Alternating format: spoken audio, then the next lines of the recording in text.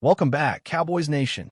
Today we are diving straight into everything happening with your Dallas Cowboys, from the latest developments in player performances to some of the strategic moves that could define the season.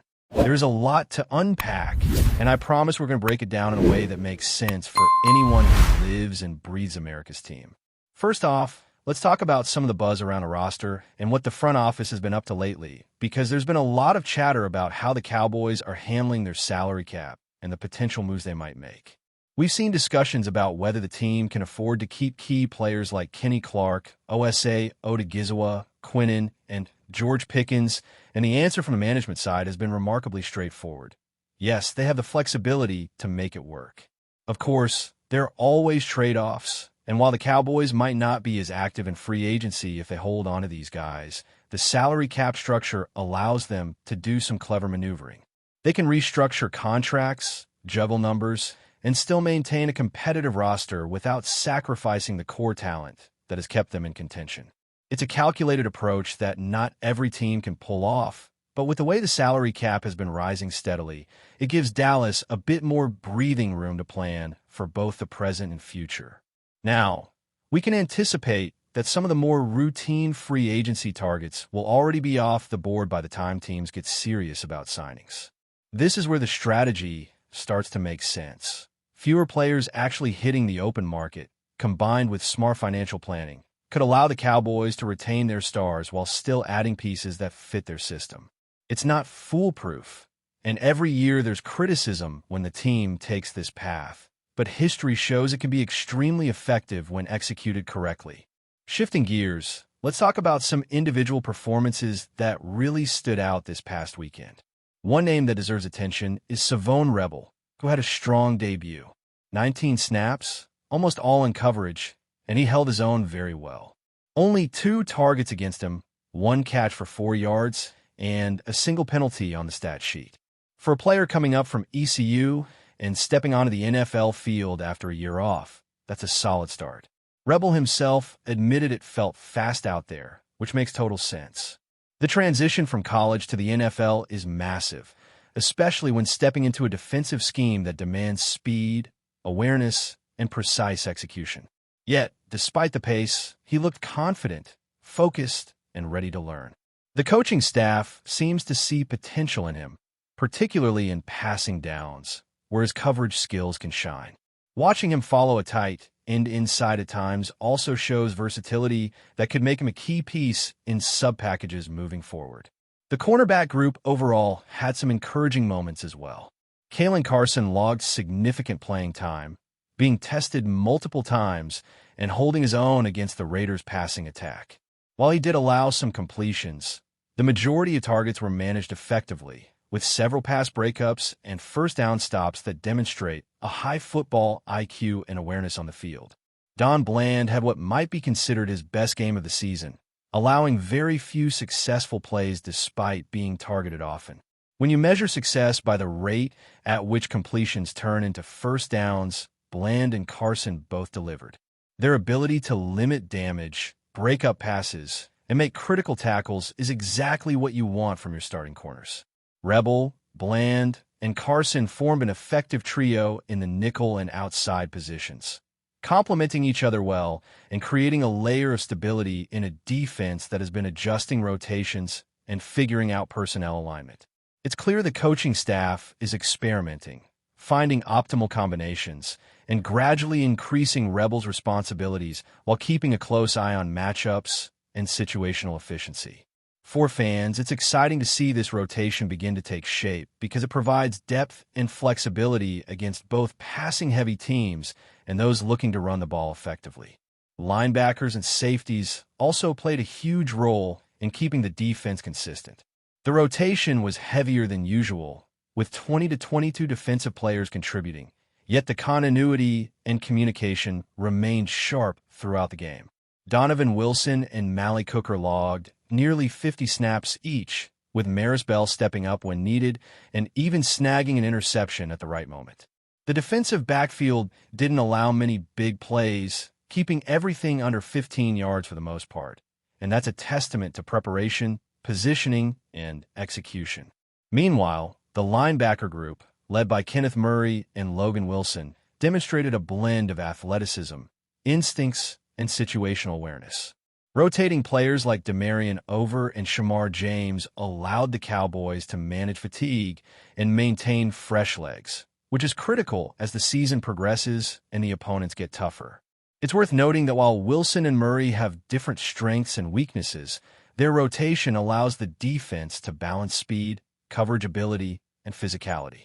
Each matchup requires careful planning, especially against teams that run dynamic passing attacks or deploy versatile tight ends. The coaches have to weigh who is best suited to handle space, who has the best recognition skills for play action, and how to maximize the defensive front without leaving vulnerabilities. These decisions might seem subtle, but they make a huge difference over the course of the season. On the defensive line, Terrence Steele got the start over Nathan Thomas after the bye week, showing that the coaching staff values quick triggers and reliable performance. Steele had his ups and downs, allowing some pressure, but overall played well in run support, which has been a challenge earlier in the year. One of the key plays, a strip sack, was more of a schematic miscommunication than a deficiency on Steele's part. His performance showed progress, better awareness, and the ability to execute in both passing and running situations. For a player competing in a tough matchup, these incremental improvements are promising signs for the Cowboys' depth and versatility along the defensive front.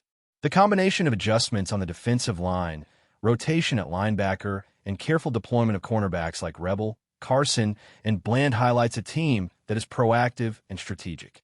Every snap, every matchup, and every rotation is a puzzle that the coaching staff is piecing together, aiming to maximize the strengths of individual players while mitigating weaknesses. It's not just about talent.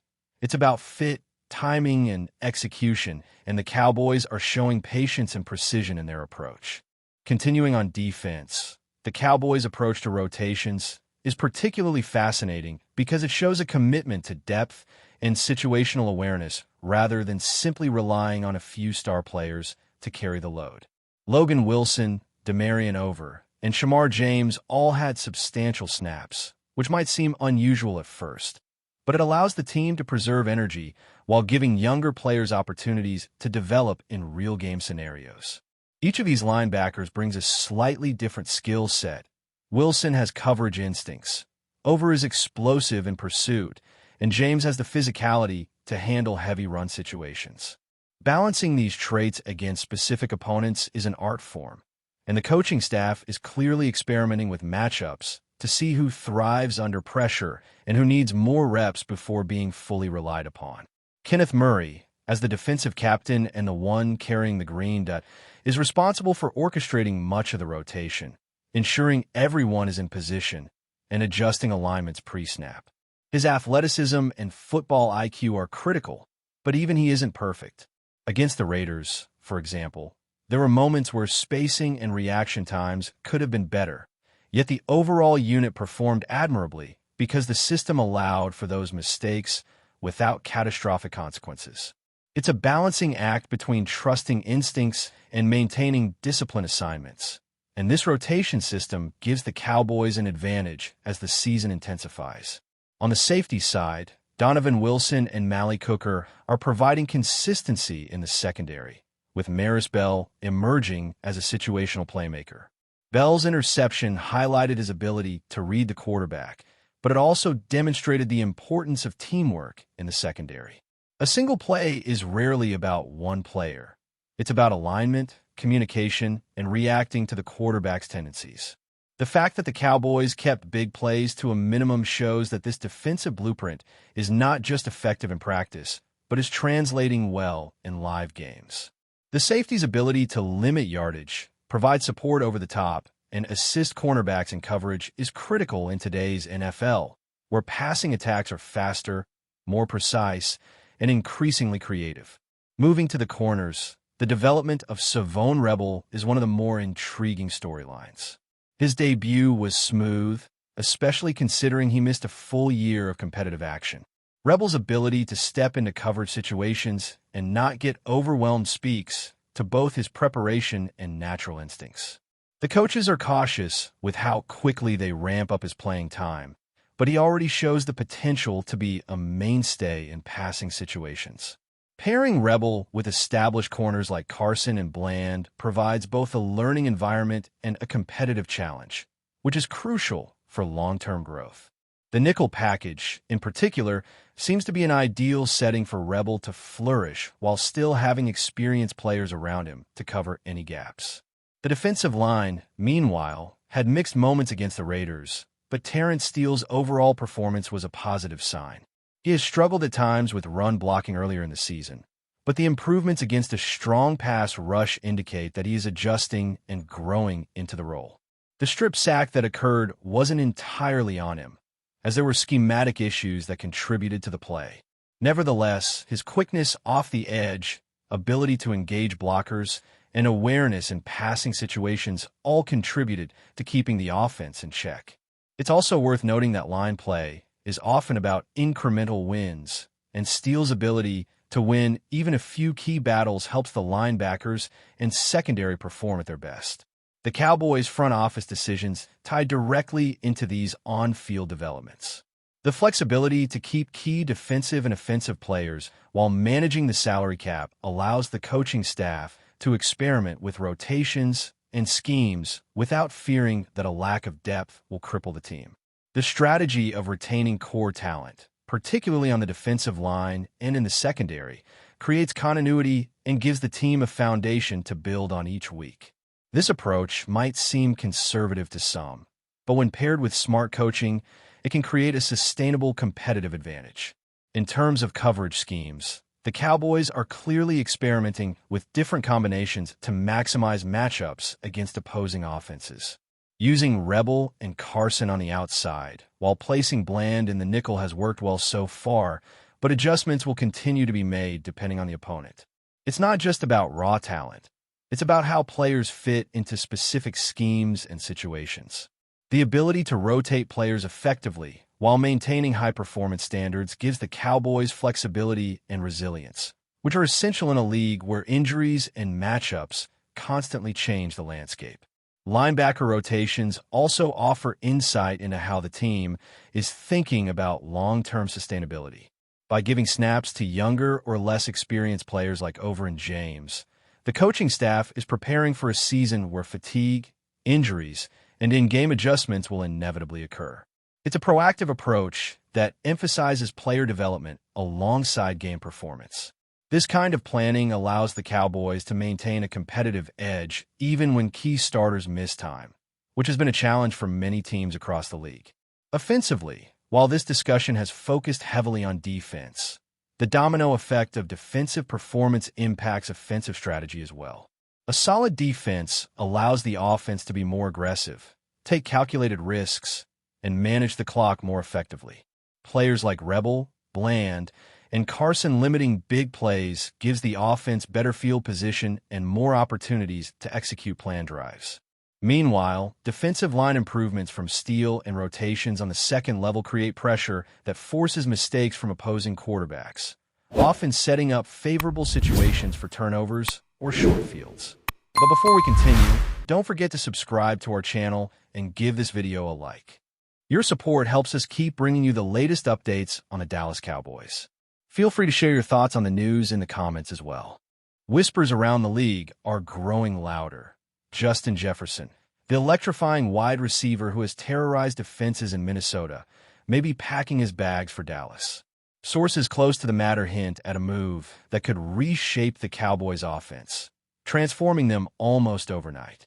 Jefferson, known for his jaw-dropping catches and uncanny ability to find space in even the tightest coverage, has been linked to Dallas for weeks, but insiders say talks have recently heated up, sending fans and analysts into a frenzy. Imagine the possibilities. Pairing Jefferson with the Cowboys' current playmakers could create a receiving core few defenses could ever hope to contain. His route running, combined with his speed and hands, might finally give Dallas the deep threat weapon they've been craving, someone capable of turning a routine series into a highlight reel. Team insiders suggest the front office is eager to pull the trigger, believing Jefferson could immediately become the centerpiece of the offense, demanding constant attention from opposing defenses and opening opportunities for everyone else on the field. Of course, with Jefferson's talent comes expectations. He is not just another star. He's a game changer, someone who can alter the very rhythm of an offense.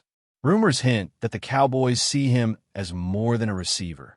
They envision a new identity for their attack, one that thrives on explosive plays and relentless pressure. Social media is already buzzing as fans imagine a season full of jaw-dropping catches, clutch moments, and perhaps even record-breaking stats. Analysts, meanwhile, are debating how the coaching staff might adapt schemes to fully exploit Jefferson's unique skill set, from creative motion plays to vertical threats that stretch defenses thin. While nothing is confirmed, one thing is clear. The idea of Justin Jefferson in a Cowboys jersey is enough to send a ripple through the NFL, sparking debates, dreams, and plenty of speculation. Whether this move becomes reality or remains a tantalizing what if, the conversation alone has energized the fan base and the league alike. The potential is enormous, the stakes are high, and the excitement is palpable. If Jefferson lands in Dallas, it could mark the dawn of a new offensive era, one that football fans won't want to miss. That's it for this update. If you enjoyed the video and want to keep receiving exclusive news about the Dallas Cowboys, please subscribe to our channel and give this video a like. We always look forward to your comments and opinions. See you in the next video.